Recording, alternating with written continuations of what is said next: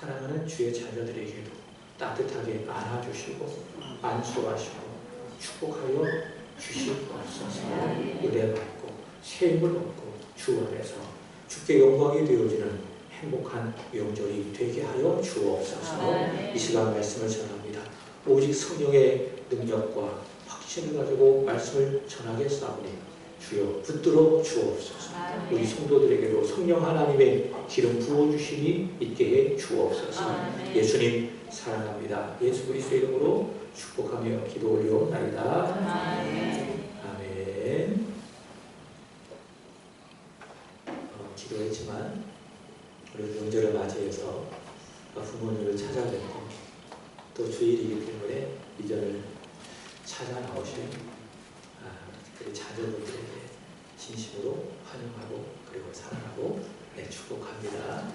우리 길기호 집사님 부부의 자녀분들이 오셨고 또 우리 재수씨 사랑하는 두 딸 오셨고 그리고 우리 길수근 성도님 부부의 또 자녀들도 오셨습니다. 그리고 우리 김승기 권사님의 우리 아드님 우리 준용씨도 오시고 혹시 빠지신 분 있나요? 제가 종종 한 분씩 빼먹어요. 일부러 그러는 것이 아니고 어쨌든 주님의 이름으로 환영하고 축복합니다. 사랑하고 축복합니다. 우리 서로 인사합시다. 하나님이 여기에 계십니다. 하나님이 여기에 계십니다. 믿으십니까? 하나님이 여기에 계신다. 또는 하나님이 거기에 계신다. 이 복음을 무엇이라 이야기하는가 하면 여호와 삼마. 여호와 삼마. 하나님은 여기에 계십니다. 여기는 어디입니까? 교회입니다. 하나님 어디에 계십니까? 교회 가운데 계십니다.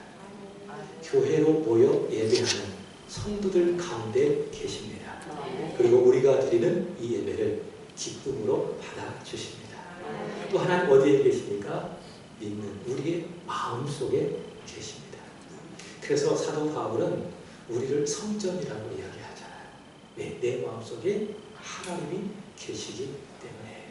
자, 우리 마음속에 계신 하나님 그리고 우리 교회 가운데 계신 하나님을 느끼면서 예배를 성공하는 저와 여러분 되기를 축복합니다. 그래서 웃으면서 인사합시다. 하나님이 여기에 계십니다. 하나님이 여기에 계십니다. 로마서를 계속해서 전하고 있습니다. 8월달, 9월달에도 계속해서 이 로마서를 전하고 있는데요. 로마서는 무엇을 말합니까? 복음을 말합니다. 하나님의 복음을 말합니다. 육신으로는 다윗의 혈통으로 나시고 성결의 영으로는 죽은 자들 가운데서 부활하신 하나님의 아들 우리 주 예수 그리스도 그분이 무엇입니까?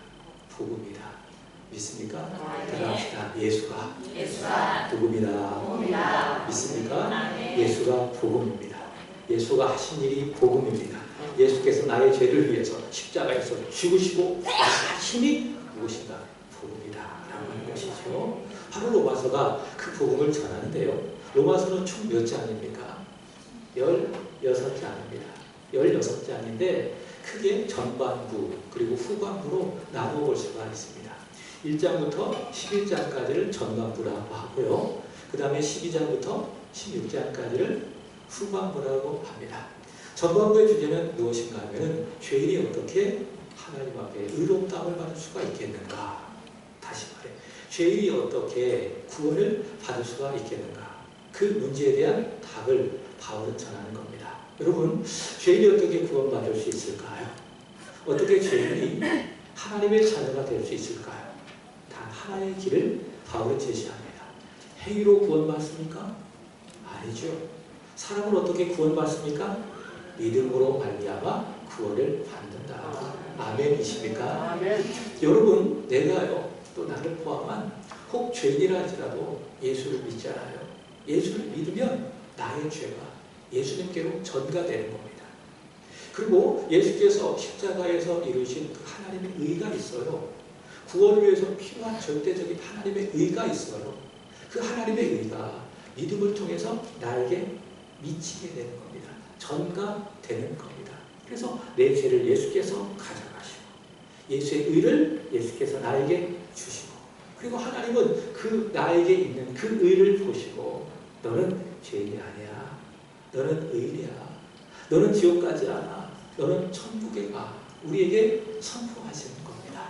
믿음으로 말미암아 우리를 의롭게 여겨 주시는 것입니다. 이것을 무엇이라 이야기합니까? 이이신 칭의. 사람은 믿음으로 말미암아 의롭게 되어진다. 이 복음을 로마서 1장부터 11장까지 전반부에서 전하고 있습니다. 그리고 12장부터 마지막 16장까지는 무엇을 전합니까? 믿음으로 말미암아 너희가 구원을 받았느냐? 자, 오늘 보면 12장 1절의 말씀에 보면 그러므로 라고 하는 접속사가 있는데 너희가 행위가 아니라 예수를 믿는 믿음으로 말미암아 구원을 받았느냐? 그렇다고 한다면 이렇게 살아라. 이렇게 살아라. 그 내용을 전하고 있는 겁니다. 그래서 로마서 12장부터 16장까지는 구원받은 사람들이 이렇게 살아야 한다. 복음의 실천적인 내용, 실제적인 내용을 전하고 있는 것입니다. 사랑하는 여러분, 구원 받으셨습니까? 아멘. 예수 믿고 하나님의 자녀가 되셨습니까? 아멘. 그렇다면 이렇게 살아갈 수 있기를 우리 주 예수 그리스도의 이름으로 축복합니다. 아멘. 여러분, 우리 그리스도인들이요, 믿지 아니하는 사람들에게 덕이 되지 못하고 유익이 되지 못하고 오히려 비판받고 욕을 먹고 비난받는 이유가 무엇인지 아십니까?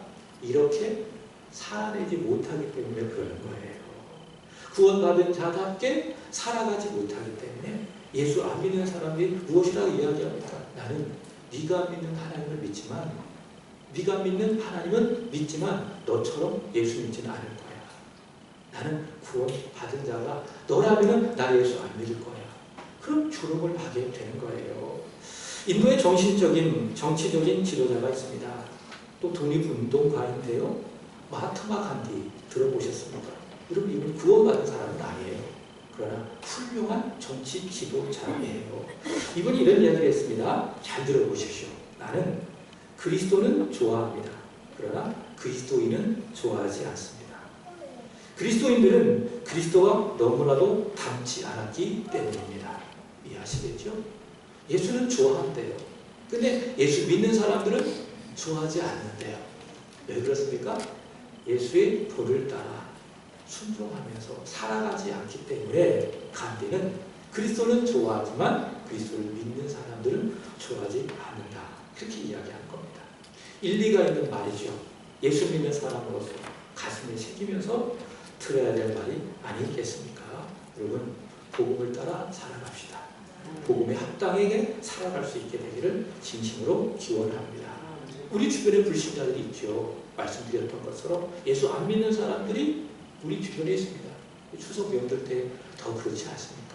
믿는 사람보다 안 믿는 불신 가족들이 너무나도 많습니다. 근데 그거 아십니까?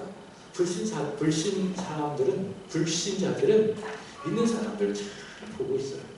주목하고 있어요.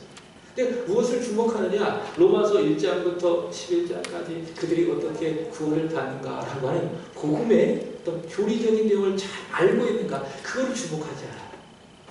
무엇을 주목합니까? 12장부터 16장까지 그들이 복음을 따라 합당하게 살아가고 있는가? 그걸 주목한다는 것이죠. 그래서 우리가 복음을 따라 합당하게 살아가지 않을 경우 불신자들이 비난하는 거예요. 에이, 예수 믿는 것들이 왜 저래? 나는 저렇게 하면 교회 안 나가. 예수 안 믿어. 그렇게 되는 거예요. 사도 바울은 빌립보서 1장 27절에서 이런 말씀을 했어요.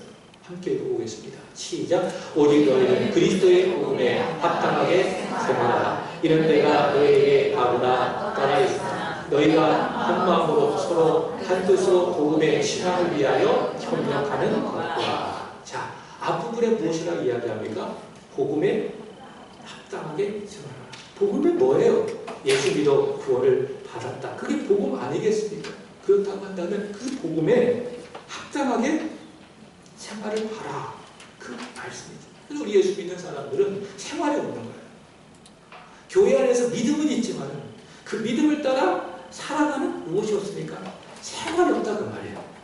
그러니까 그리스도인으로서 살아가는 생활이 없는 거예요. 그저 세상 사람들처럼 안 믿는 불신자들처럼 똑같이 생활하기 때문에 불신자들이 믿는 사람을 향하여 그런 비판의 말을 조롱의 말을 하는 것이 아니겠습니까? 어떻게 보면 우리를 포함해서 한국교회가 가장 큰 문제가 무엇이냐? 이거예요. 복음에 합당하게 생활하지 않는 것, 못하는 것. 자, 그렇다고 한다면 어떻게 살아가는 것이 복음에 합당하게 생활하는 것인가? 저는 오늘 보면 이 말씀을 통해서 여러분에게 구체적인 그 말씀을 전하고 싶습니다. 자, 오늘 말씀의 제목이 무엇입니까? 이렇게 살아야 합니다. 자, 이렇게 살아야 합니다. 세 가지의 영역 속에서 여러분은 그리스도인으로서 구원받은 사람으로서 이렇게 사셔야 합니다. 첫 번째는 교회 안에서, 그리고 두 번째는 교회 밖 세상 안에서, 그 다음에 세 번째로는 나의 전생의 안에서, 나의 모든 생의 안에서. 자, 첫 번째 어디입니까? 교회 안에서. 두 번째 세상 안에서. 그 다음에 세 번째로는 나의 전생의 안에서. 이렇게 살아가야 되는 겁니다. 자, 첫 번째입니다. 교회 안에서 이렇게 살아야 합니다. 자, 두 가지입니다. 첫 번째 따라합시다. 생각하라. 생각하라. 생각하라. 생각하라. 자, 생각 좀 하고 삽시다. 우리는 생각 없이 살 때가 너무나 많죠. 그죠? 사람을 볼 때도 생각 없이 살 때가 막 있어요. 자, 생각하며 살 수 있기를 바랍니다. 두 번째로는 살아가라.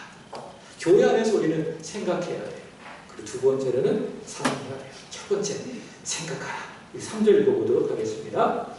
본문 3절입니다. 시작. 내게 주신 이대로 말미암아 너희 각 사람에게 말하노니 마땅히 생각할 그 이상의 생각을 품지 말고 오직 하나님께서 각 사람에게 나눠주신 믿음의 분량대로 지혜롭게 생각하라. 아멘. 생각을 하는데 어떻게 생각할 것이냐? 각 사람에게 주신 믿음의 분량대로. 아, 그렇구나. 믿음도 뭐예요? 주시는 거예요. 받는 거예요. 그래서 여러분, 예수 믿는 것도 무엇입니까? 은혜인 거예요. 제가 어제 우리 교회 매달마다 이렇게 선교운동을 보내는 그 청년이 하나 있어요. 건양대학교에서 의사로 지금 전문의 과정으로 수련하고 있는 친구인데 어제 명절이라고 찾아왔더라고요. 제가 그 청년에게 그런 이야기 했습니다. 좋은 의사가 되라. 좋은 의사. 물어보더라고요. 좋은 의사가 뭡니까? 두 가지다. 첫 번째, 치료 잘하는 의사가 되라. 그리고 두 번째는 복음을 전하는 의사가 되라. 제가 그 청년에게 그런 권면을 했어요. 근데 그 청년이 제가 전부터 그렇게 기도하고 또 그렇게 권면했거든요. 근데 이제 환자들을 돌보다가 본인도 그런 사명감을 갖고 말기암 환자에게 복음을 전했다는 거예요. 여러분, 지난주에 전효성 씨 세상 떠나지 않았습니까? 평생을 하나님을 부정했던 사람이 인생의 끝에 예수 믿고 구원받았잖아요. 그런 사람도 있어요. 근데 말기암 환자에게 복음을 전했는데 화를 내더라는 거예요. 역정이라고 그러더라는 거죠. 아, 그것을 보면서 생각했어요. 야, 믿는 것도 은혜다. 하나님이 믿음 주셔야 죄인이 예수를 믿고 구원을 받는 것이구나. 여러분, 믿습니까? 내가 믿는 것이지만 따라합시다. 믿는 것도 은혜다. 아멘. 네. 하나님이 믿음을 나눠 주셨기 때문에 바울은 이야기하는 거죠. 각 사람에게 나누어 주신 무엇대로? 믿음의 분량대로 지혜롭게 생각하라. 교회 안에서 그렇게 해야 된다는 거죠. 각 사람에게 나누어 주신 믿음의 분량대로 지혜롭게 생각하라. 자, 그렇다고 한다면 교회를 한번 생각해 봅시다.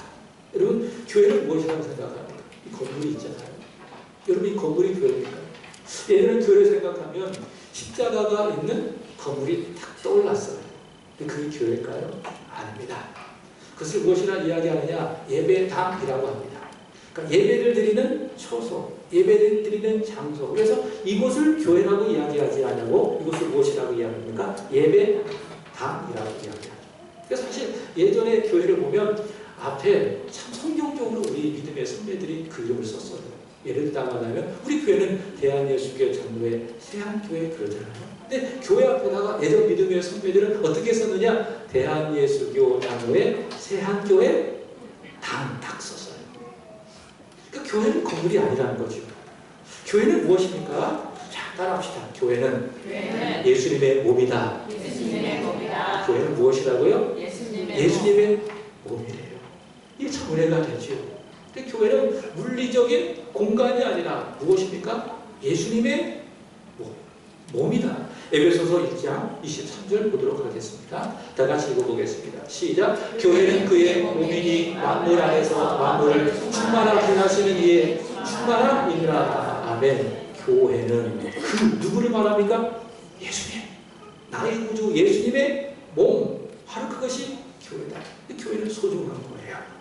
교회는 작든지 크든지 교회는 소중한 겁니다. 왜? 예수님의 몸이기 때문에 그렇습니다. 자, 그리고 여러분 몸을 한번 잘 생각해 보시기 바랍니다. 교회를 몸으로 비유한다고 한다면 몸을 이루는 여러 지체가 있잖아요. 그죠? 내 몸을 생각해 보십시오. 얼굴이 있고 눈이 있고 귀가 있고 입이 있고 팔이 있고 다리 있고 이걸 무엇이라고 이야기하죠? 지체라고 이야기하는 거예요. 교회는 무엇입니까? 예수님의 몸이라는 거예요. 그럼 여기 계신 한 분은 누굽니까?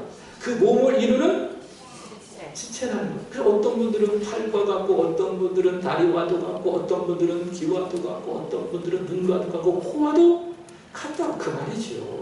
바울이 또 이렇게 이야기합니다. 고린도전서 12장 27절 보겠습니다. 시작. 너희는 그리스도의 몸이요 지체의 각 부분이라. 교회는 예수님의 몸이고 여기 계신 모든 분들은 그 몸을 이루는 각 지체의 각 부분이다. 그런 말씀이에요. 자, 그런데 오늘 본문 4절의 말씀을 보도록 하겠습니다. 우리 4절 읽어보겠습니다. 본문 시작. 우리가 한 몸에 많은 지체를 가졌으나 모든 지체가 같은 기능을 가진 것이 아니니. 아멘. 그리스도의 몸을 이루는 각 지체는 일괄적이지 않다는 거죠. 다 같지 않다는 거예요. 다 무엇이 있습니까? 각자의 위치가 있어서 다 각각 다르다. 여러분 몸이 다 코와 같아봐요. 그 괴물이란 말인 거죠. 다 귀와도 같아봐요. 그거 몸이 아닌 겁니다. 괴물인 겁니다. 그죠? 교회도 그래요. 교회도 한 몸이지만은 각각 그 몸에 다양한 지체를 갖고 있어요. 각 지체별로 위치가 있어요. 그리고 각자의 분수가 있어요. 두 가지예요. 각자의 위치가 있어요. 그리고 각자의 분수가 있는 거예요. 그래서 코가 여기 가운데 딱 있으면서 이 분수를 다져서 이렇게 막 하기도 하고 귀가 이렇게 딱 있어가지고 가려움 막 이렇게 파기도 하고 팔이 막 움직이기도 하고 각자의 무엇이 있습니까? 위치가 있고 그리고 각자의 분수가 있는 거예요. 교회는 그와 같다 그 말이죠. 교회는 예수님의 몸이지만 각자 위치가 있고 각자의 분수가 있다고 하는 것입니다. 그래서 오늘 본문에 보면 로마 교회를 보더라도 그런 거예요. 6절부터 8절까지 말씀을 보시기 바랍니다. 누가 있습니까? 예언하는 사람이 있어요. 그 다음에 7절의 말씀에 보면 섬기는 사람도 있어요. 그리고 저와 같이 하나님의 말씀을 가르치는 사람도 있어요.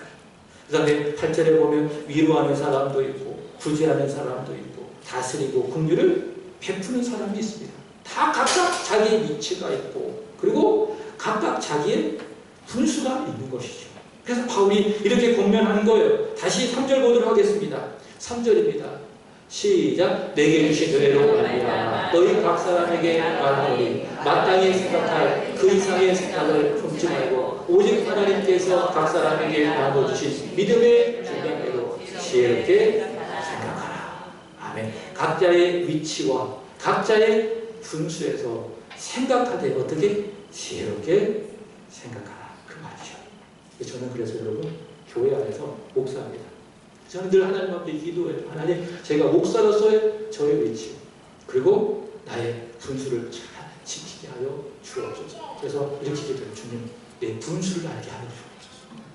그 주제 넘는 사람은 뭐라고 이야기합니까? 분수를 좀 알아. 그런 얘기를 하잖아요. 목사가 분수를 모르고 자기 위치를 모르고 날뛰어가면 교회가 망하는 거예요. 저뿐이겠습니까? 성도들도 마찬가지예요. 직분을 갖고 있든 갖지 않고 있든 내가 맡은 일이 크든 작든 높든 낮든 하나님이 여러분을 사랑하셔서 새학교의 한 지체의 부분이 되게 하시고 여러분에게 위치를 주신 거예요. 그리고 여러분에게 분수를 주시는 거예요. 그래서 어떻게 해야 돼요? 자꾸 생각해야 돼요. 내 위치가 무엇일까? 내 분수가 무엇일까? 잘 생각하고 그 믿음의 분량대로 생각하고 분수대로 각자의 위치를 잘 섬겨가는 거죠. 그럼 몸이 건강해지는 거예요. 코는 코로서, 입은 입으로서, 눈은 눈으로서, 손은 손으로서 그 위치와 분수를 잘 지켜야 몸이 건강한 것처럼 교회도 마찬가지라는 거예요. 각자의 위치와 각자의 분수를 잘 지키고 그것을 잘 생각하고 지켜나가게 될 때에 여러분 개인의 믿음은 성숙하게 될 것이고 그리고 하나님의 교회는 훌륭하게 될 줄로 믿습니다. 여러분 믿음의 분수대로 생각합시다. 이게 무엇입니까? 교회 안에서. 자, 두 번째 무엇입니까? 사랑하라. 첫 번째 무엇입니까?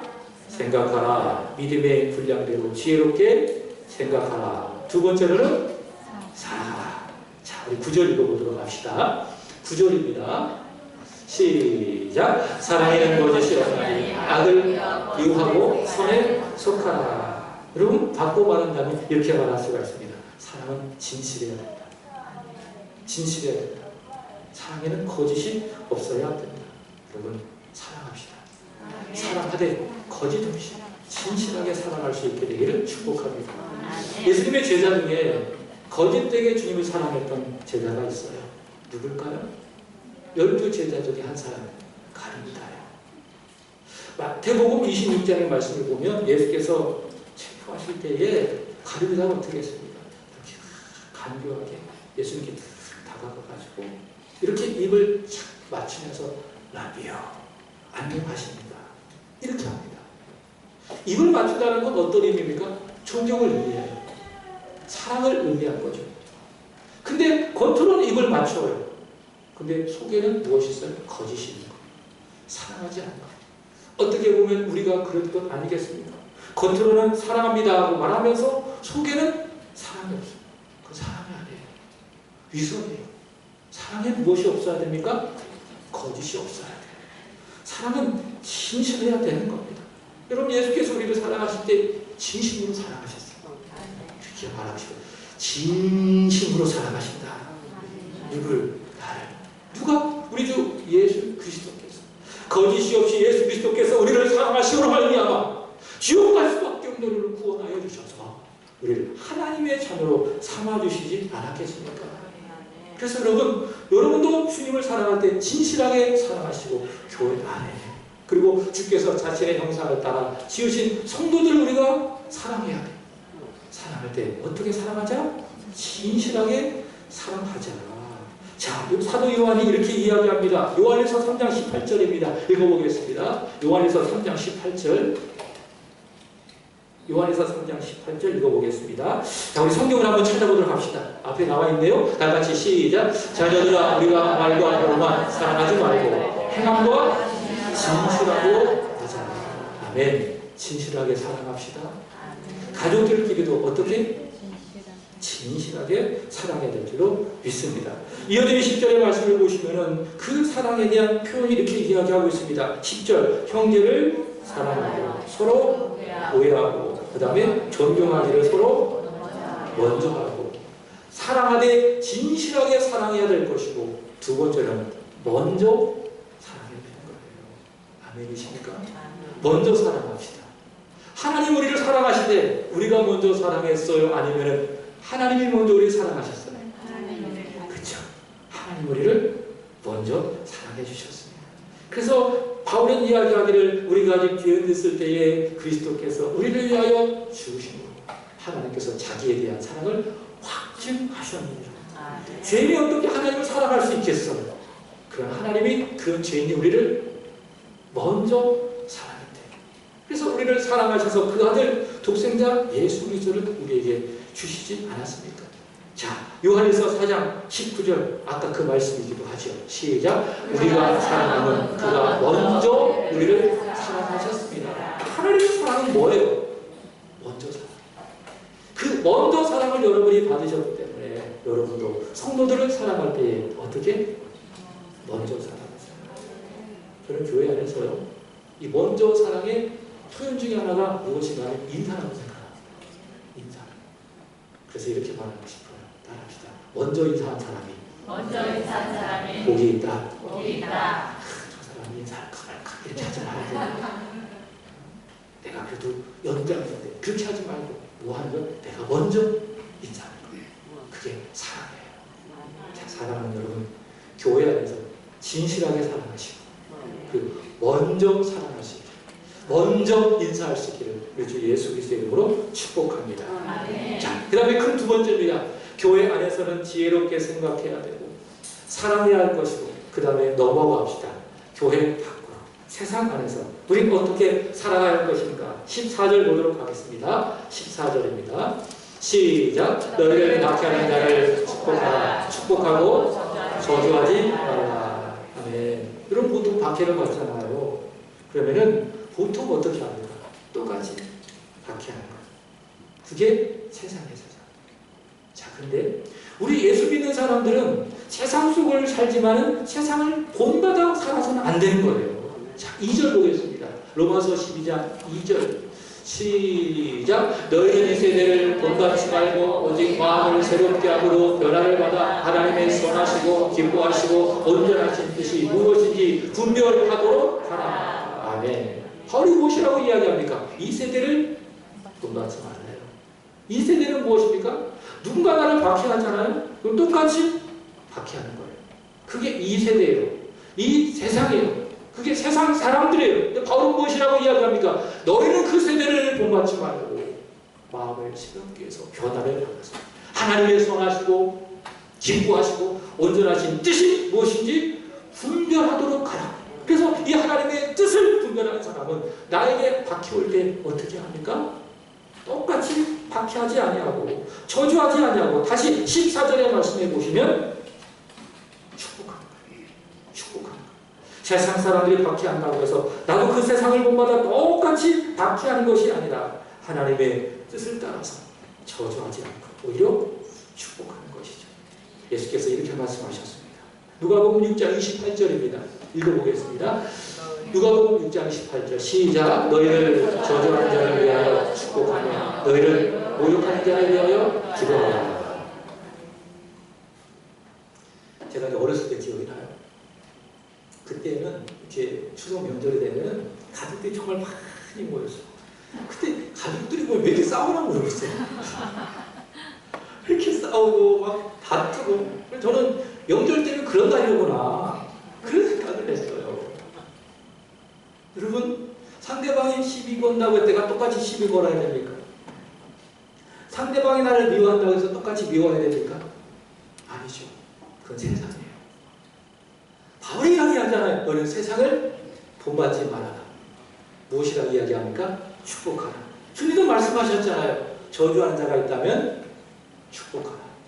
모욕하는 자가 있다면 그 사람을 똑같이 모욕하지 말고 그 사람을 위해서 뭐해라? 기도해라. 근데 이게 됩니까? 안 됩니까? 솔직히 얘기하면 저도 그렇고 여기 계신 대부분 분들 그렇고 이게 어려워요. 쉽지가 않아요. 그렇죠? 하나님이 우리에게 말씀하시는 거예요. 이렇게 해라. 너희를 박해하는 자가 있느냐? 똑같이 박해하지 말고 축복하라. 저주하는 자가 있느냐? 똑같이 저주하지 말고 축복하라. 기도하라. 주님 그렇게 말씀하셨잖아요. 그리고 주께서 우리에게 본으로 보여주시지 않으셨습니까? 그분께서 십자가에 달리셨을 때에 십자가의 고통 속에서 얼마나 그분을 향하여 많은 사람들이 모욕하고 박해를 했습니까? 주님이 어떻게 하셨습니까? 누가복음 23장 34절의 말씀을 보시고 아버지 저들을 사하여 주옵소서. 자기들이 한 것을 알지 못합니다. 그들을 위해서 기도하지 않으셨습니까? 여러분, 나를 박해하는 자가 있다 할지라도 여러분 축복합시다. 이번 주에 이 말씀을 새벽에 전하면서 이 말씀과 관련된 말씀을 제가 읽고 은혜를 받았어요. 은혜를 받았어요. 잠언 25장 21절과 22절의 말씀을 보시면은 이렇게 이야기하더라고요. 내 원수가 배고파 하거든 음식을 먹이고 목말라 하거든 물을 마시게 하라. 원수는 박해할 사람, 축복할 사람. 세상에서는 박해할 사람이죠. 근데 하나님이 뭐라고 이야기합니까? 축복하라.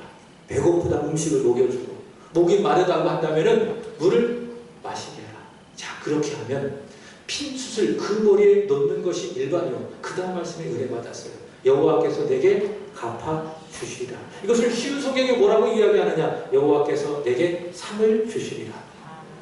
우리가 우리를 박해한 사람을 위해서 축복하고 기도할 때에 여호와께서 기억하신다는 거죠. 그리고 그에게 상을 주신다. 여러분 명절을 맞이하여서 여러분의 일가 친척들 마음껏 축복하시기를 바랍니다. 좀 마음에 안 들고 또는 믿기도 하고 이런 사람이 있어요? 없어요? 아, 있어요. 장담하게 얘기하시니 당황스럽네요. 있어요. 있다 할지라도 어떻게 하는 거예요? 축복하는 거예요. 기도하시는 거예요. 하나님께서 기억하시고 여러분에게 상으로 갚아주실 줄로 믿습니다. 마지막 큰 세 번째입니다. 첫 번째, 교회 안에서 생각하고 사랑하고, 그리고 교회 바깥에 세상 안에서 축복하고, 마지막 내 생애 안에서, 내 전생애 안에서 따라합시다. 드립시다. 1절 보겠습니다. 시작. 그러므로 형제들아, 내가 하나님의 모든 자비하심으로 너희를 권하노니 너희 몸을 하나님이 기뻐하시는 거룩한 산제물로 드리라. 이런 너희가 드릴 영적 예배니라. 아멘. 여러분, 믿음이 무엇이라고 생각합니까? 믿음은 드리는 거예요.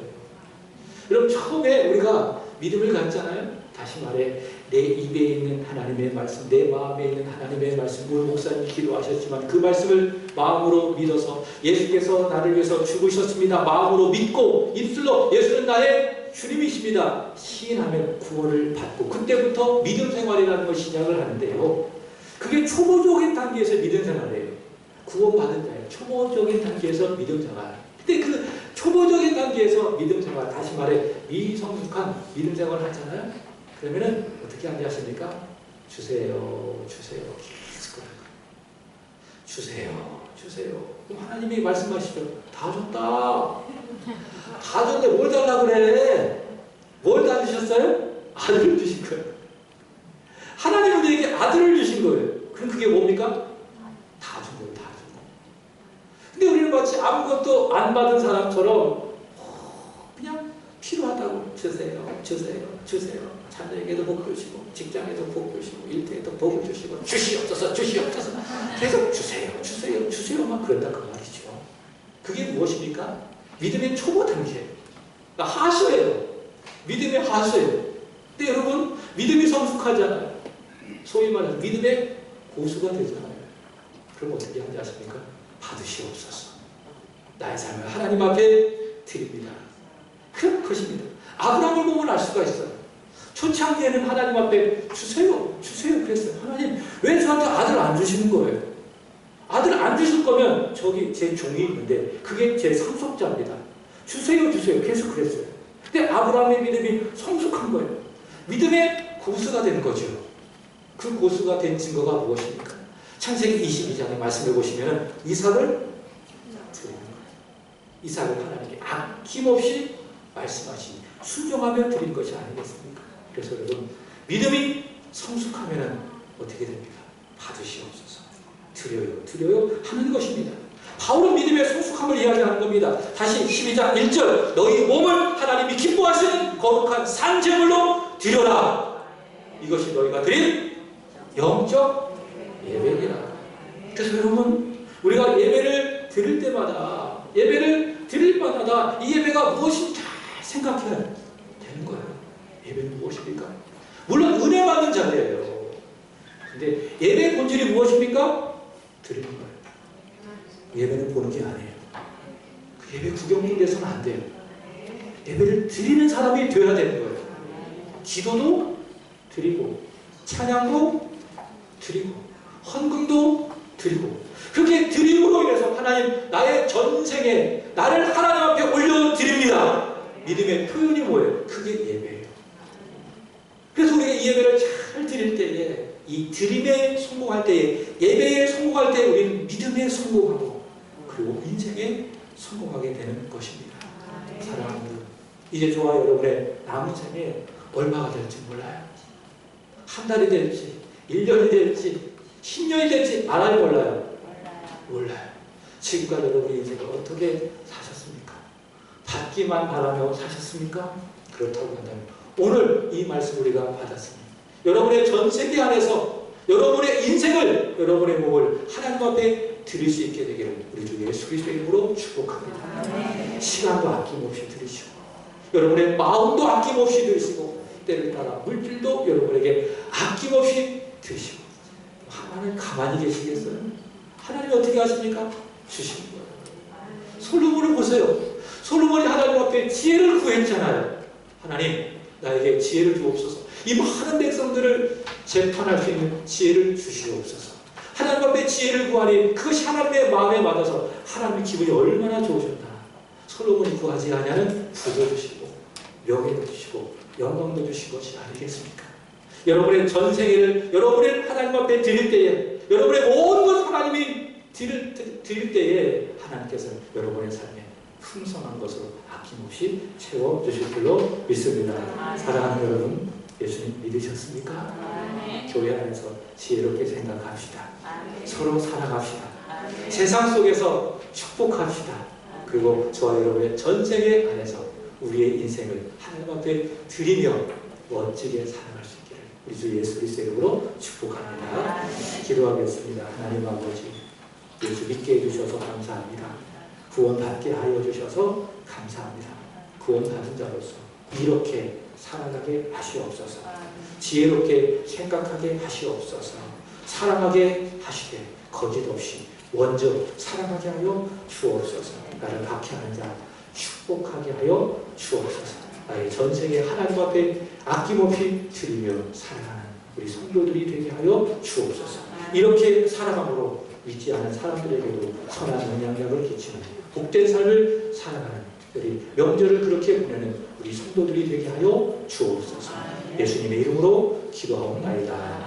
아멘.